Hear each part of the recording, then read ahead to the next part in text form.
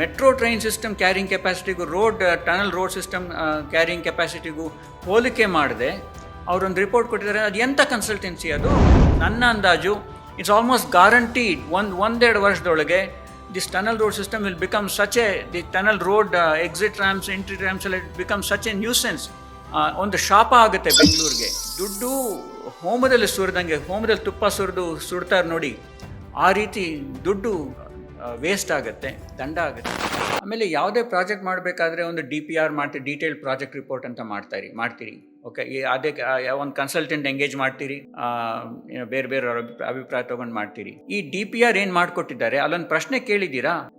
ಅಲ್ಲಿ ಅವ್ರಿಗೆ ಏನು ಮ್ಯಾಂಡೇಟ್ ಕೊಟ್ಟಿರೋದು? ನೀವು ಈ ಟನಲ್ ರೋಡ್ ಪ್ರಾಜೆಕ್ಟ್ ಮಾಡಬೇಕಪ್ಪ, ಇದು ಹೇಗೆ ಮಾಡಬೇಕು ಹೇಳಿ ಅಂತ ಹೇಳಿದ್ದೀರಾ? ಅಥವಾ ನೀವು ಬೆಂಗಳೂರು ಟ್ರಾಫಿಕ್ ಕಂಜೆಷನ್ ಕಡಿಮೆ ಮಾಡಬೇಕು ಅಂತ ಹೇಳಿದ್ದೀರಾ? ಹೇಗೆ ಬೆಂಗಳೂರು ಟ್ರಾಫಿಕ್ ಕಂಜೆಷನ್ ಕಡಿಮೆ ಮಾಡಬೇಕು ಅಂತ ಹೇಳಿದ್ದೀರಾ? ನನ್ನ ಅಂದಾಜು ನೀವು ಬೆಂಗಳೂರು ಟ್ರಾಫಿಕ್ ಕಂಜೆಷನ್ ಹೇಗೆ ಕಡಿಮೆ ಮಾಡಬೇಕು ಅಂತ ಕೇಳಿಲ್ಲ, ಅವರು ಅದಕ್ಕೆ ಉತ್ತರ ಕೊಟ್ಟಿಲ್ಲ. ನೀವು ಕೊಟ್ಟಿದ್ರೆ ಡಿಕಂಜೆಸ್ಟ್ ಆಗೋದಿಲ್ಲ ಈ ಟನಲ್ ರೋಡಿಂದ ಅಂತ ಏನೆಲ್ಲ ಹೇಳಿದ್ದೀನಿ, ಅದ್ರ ಬಗ್ಗೆ ಅವ್ರು ಸರಿಯಾಗಿ ಅಡ್ರೆಸ್ ಮಾಡಬೇಕಾಗಿತ್ತು. ಜನ ಬೆಂಗಳೂರಿನ ಎಲ್ಲಾ ಕಡೆಯಿಂದ ಎಲ್ಲಾ ಕಡೆಗೆ ಓಡಾಡ್ತಾರೆ. ಉತ್ತರದಿಂದ, ಯಾವುದೇ ಜಾಗದಿಂದ, ಯಾವುದೇ ಒಂದು ಬಿಂದುವಿಂದ, ಒಂದು point in space, okay, point in Bengaluru, they travel to anywhere else in Bengaluru, okay, for any reason that they know best, okay. So ಅವರು ಅದಕ್ಕೆ ಅಡ್ರೆಸ್ ಮಾಡಿಲ್ಲ.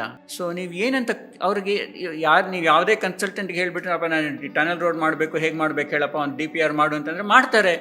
ಅವ್ರಿಗೇನು ಬರುತ್ತೆ? ಅವ್ರ ದುಡ್ಡು ಬರುತ್ತೆ, ಅವ್ರು ತೊಗೋತಾರೆ, ಏನೋ ಒಂದು ಬರೆದು ಕೊಡ್ತಾರೆ. ಮೆಟ್ರೋ ಟ್ರೈನ್ ಸಿಸ್ಟಮ್ ಕ್ಯಾರಿಂಗ್ ಕೆಪಾಸಿಟಿಗೂ ಟನಲ್ ರೋಡ್ ಸಿಸ್ಟಮ್ ಕ್ಯಾರಿಂಗ್ ಕೆಪಾಸಿಟಿಗೂ ಹೋಲಿಕೆ ಮಾಡದೆ ಅವರೊಂದು ರಿಪೋರ್ಟ್ ಕೊಟ್ಟಿದ್ದಾರೆ. ಅದು ಎಂಥ ಕನ್ಸಲ್ಟೆನ್ಸಿ ಅದು?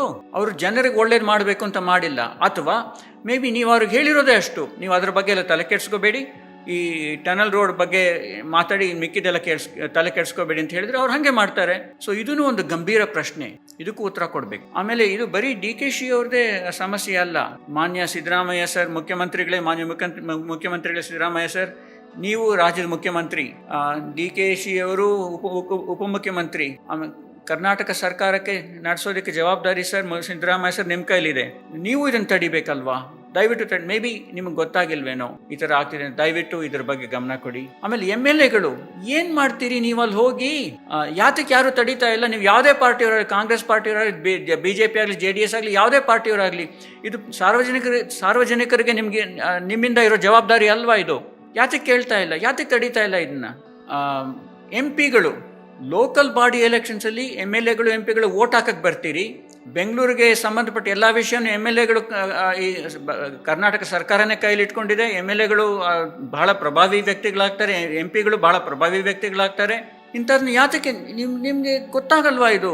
ತಡೀರಿ, ದಯವಿಟ್ಟು ತಡೀರಿ. ಇದು ಬಹಳ ಅನ್ಯಾಯ ಆಗ್ತದೆ. ಬೆಂಗಳೂರಿನ ಅಧ್ವಾನ ಮಾಡ್ತಾರೆ. ಆಮೇಲೆ ಈ ಟನಲ್ ರೋಡಲ್ಲಿ ಎಂಟ್ರಿ ಆ್ಯಂಡ್ ಎಕ್ಸಿಟ್ ರ್ಯಾಂಪ್ಸ್, ಆ ಕಾರು ಟನಲ್ ಹೋಗಬೇಕಾದ್ರೆ ಮಾಮೂಲಿ ಸರ್ಫೇಸ್ ರೋಡ್ಗಳ ಮೇಲೆ, ನೆಲದ ಮೇಲಿರೋ ರೋಡ್ಗಳ ಮೇಲೆ ತಾನೇ ಹೋಗಬೇಕು. ಆ ಎಂಟ್ರಿ ರ್ಯಾಂಪ್ಗಳಲ್ಲಿ ದಟ್ಟಣೆ ಆಗೋದಿಲ್ವಾ?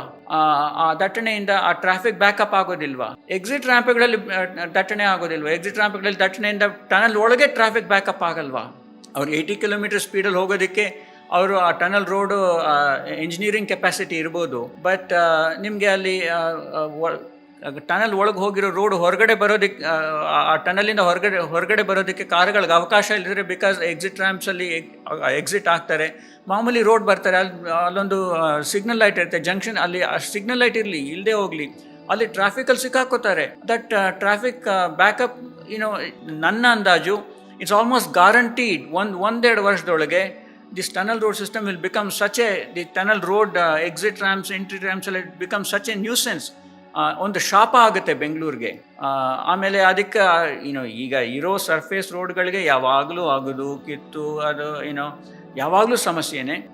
ಅದ್ರ ಜೊತೆಗೆ ಇದೂ ಈ ಟನಲ್ ರೋಡಿಂದ ಎಂಟ್ರಿ ಎಕ್ಸಿಟ್ ರ್ಯಾಂಪ್ಗಳಿಗೆ ಮತ್ತೆ ಎಲ್ಲ ಜಾಗ ವಶ ಮಾಡಿಕೊಂಡು ಅಲ್ಲಿ ಹೊಲಸು ಮಾಡಿಕೊಂಡು, ಇದು ಏನಿದು? ಇವಾಗ ಬೆಂಗಳೂರಲ್ಲಿ ಇರೋ ಮೆಟ್ರೋ ಸಿಸ್ಟಮ್ನ ನೋಡಿ. ಒಂದು ವೇಳೆ ಅದನ್ನು ಮೆಟ್ರೋ ಸಿಸ್ಟಮ್ ನಾವು ಸ್ಟಾಪ್ ಮಾಡಿಬಿಟ್ರೆ ಬೆಂಗಳೂರಲ್ಲಿ ಈ ನೆಲದ ಮೇಲೆ ಇರೋ ರೋಡ್ಗಳಲ್ಲಿ ಓಡಾಡೋದಕ್ಕೆ ಜಾಗ ಆಗೋದಿಲ್ಲ, ಹೊರಗೋಗೋದಕ್ಕೆ ಆಗೋದಿಲ್ಲ. ಈಗಲೇ ಆ ಪರಿಸ್ಥಿತಿ ಇದೆ. ಇನ್ನು ಮುಂದೆ ಹೇಗಿರುತ್ತೆ? ಇದು ಈ ಪ್ರಶ್ನೆ ಬರೀ DKC ಅವ್ರಿಗಲ್ಲ, ಈ ಎಲ್ಲ MLAಗಳಿಗೂ ಕೇಳ್ತಾ ಇದ್ದೀನಿ.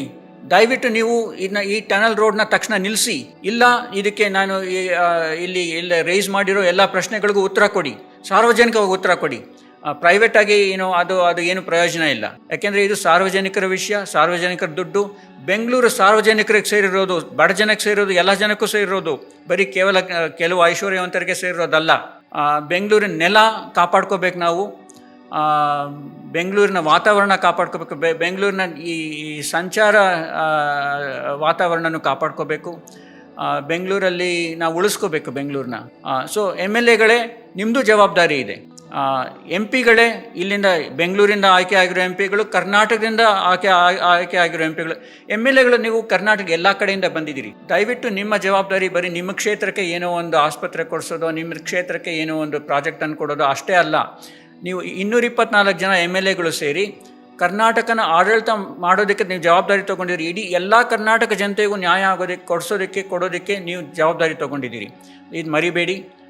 ಈ ವಿಷಯಕ್ಕೆ ನೀವು ಬೆಂಗಳೂರು ಟನಲ್ ರೋಡ್ಗೂ ನಿಮಗೂ ಸಂಬಂಧ ಇಲ್ಲ ಅಂತ ಅನ್ಕೋಬೇಡಿ. MP ಗಳು ಅಷ್ಟೇ, ಬೆಂಗಳೂರಿಂದ ಆಯ್ಕೆ ಆಗಿರೋ MP ಗಳು ಅಷ್ಟೇ, ಬೇರೆ ಇಡೀ ಕರ್ನಾಟಕದಿಂದ ಆಯ್ಕೆ ಆಗಿರೋ MP ಗಳು ಅಷ್ಟೇ. ಕರ್ನಾಟಕದ ಹಿತಾನ್ ಕಾಪಾಡಬೇಕಾದ್ರೆ ನೀವು ಇದ್ರ ಬಗ್ಗೆ ಮಾತಾಡಬೇಕಾಗತ್ತೆ. ಸೊ ದಯವಿಟ್ಟು ಇದು ನೀವು ನಿಮ್ಮ ಉದ್ದೇಶ ಏನು ಕೆಟ್ಟ ಉದ್ದೇಶ ಇದೆ ಅಂತ ನಾನು ಹೇಳ್ತಾ ಇಲ್ಲ. ನಿಮಗೆ ಖಂಡಿತ ನೀವು ಬೆಂಗಳೂರಿಗೆ ಹಾನಿ ಮಾಡಬೇಕು ಅಂತ ನಿಮ್ಮ ಉದ್ದೇಶ ಅಲ್ಲ. ಆದರೆ ನೀವು ಏನು ಮಾಡಕ್ಕೆ ಹೊರಟಿದ್ದೀರಿ ಅದರ ಪರಿಣಾಮ ಬೆಂಗಳೂರಿಗೆ ತುಂಬ ಹಾನಿ ಆಗುತ್ತೆ. ಟ್ರಾಫಿಕ್ಗೆ ದುಡ್ಡು ಹೋಮದಲ್ಲಿ ತುಪ್ಪ ಸುಡ್ತಾರೆ ನೋಡಿ, ಆ ರೀತಿ ದುಡ್ಡು ವೇಸ್ಟ್ ಆಗುತ್ತೆ, ದಂಡ ಆಗುತ್ತೆ. DKಶಿ ಅವರೇ, ದಯವಿಟ್ಟು ಈ ಥರ ಕೆಲಸ ಮಾಡೋಕ್ಕೆ ಹೋಗಬೇಡಿ. ನಾನು ಈಗ ಏನೆಲ್ಲ ಹೇಳಿದ್ದೀನಿ ಅದಕ್ಕೆ ನಿಮ್ಮ ಹತ್ರ ಉತ್ತರ ಇದ್ದರೆ ದಯವಿಟ್ಟು ನಾನೊಂದು ಸಾರ್ವಜನಿಕನಾಗಿ ಕೇಳ್ತಾ ಇದ್ದೀನಿ, ಸಾರ್ವಜನಿಕ ಒಂದು ಸಾಮಾನ್ಯ ಪ್ರಜೆಯಾಗಿ ಕೇಳ್ತಾ ಇದ್ದೀನಿ. ನಾನೀಗ ಇಲ್ಲಿ ಏನು ಪ್ರಶ್ನೆಗಳು ಮುಂದೆ ಇಟ್ಟಿದ್ದೀನಿ, ಏನು ಅಂಶಗಳು ಮುಂದೆ ಇಟ್ಟಿದ್ದೀನಿ, ಅದ್ರ ಬಗ್ಗೆ ನೀವೇನಾದರೂ ಹೇಳೋದಿದ್ದರೆ ಸಾರ್ವಜನಿಕವಾಗಿ ಹೇಳಿ. ಯಾಕೆ ಸಾರ್ವಜನಿಕರನ್ನ ಅರ್ಥ ಮಾಡ್ಕೋಬೇಕು, ಸಾರ್ವಜನಿಕರಿಗೆ ಇದು ನೀವು ಮಾಡ್ತಿರೋದು ಸರಿ ಅಂತ ಅನ್ನಿಸ್ಬೇಕು. ಇಲ್ಲದೇ ಇದ್ರೆ ನೀವು ದಯವಿಟ್ಟು ಹಿಂದೆ ಸರಿರಿ.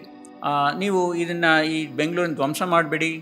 ತೆರಿಗೆ ದುಡ್ಡನ್ನು, ಬಡ ಜನರ ತೆರಿಗೆ ದುಡ್ಡನ್ನು ನೀವು ಹಾಳು ಮಾಡಬೇಡಿ ದಯವಿಟ್ಟು. ಅದು ನಿಮ್ಮ ಉದ್ದೇಶ ಅಲ್ಲ ಅಂತ ನಂಗೆ ಗೊತ್ತು. ಆದರೂ ಅದು ನೀವು ಮಾಡ್ತಾ ಇರೋದ್ರ ಪರಿಣಾಮ ಆ ಥರ ಆಗ್ತದೆ.